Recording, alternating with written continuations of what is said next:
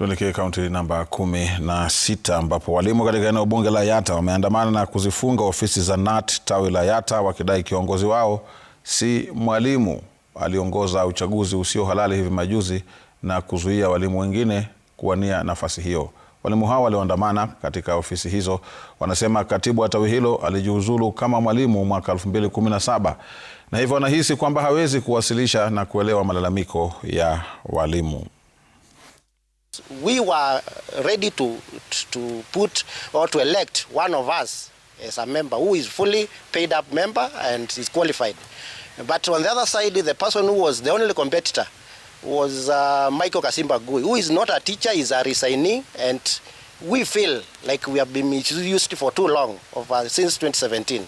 And now we were left with no candidate to elect, so we never elected. So what we have come here, we want to demand our office because it is our 2% which pays for that office.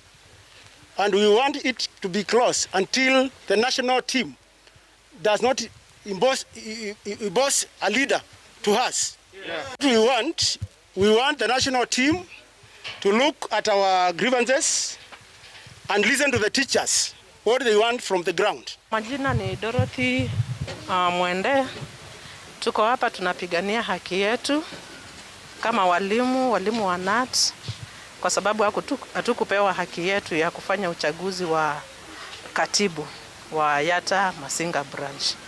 Ni ombi letu uongozi wa KNUT wa national level utupe haki yetu, tupewa nafasi ya kufanya uchaguzi tena, ama anaye shikilia afisi kwa sasa Michael Kasimba Ngui aondoke, tupate uongozi wa Richard Kitaka.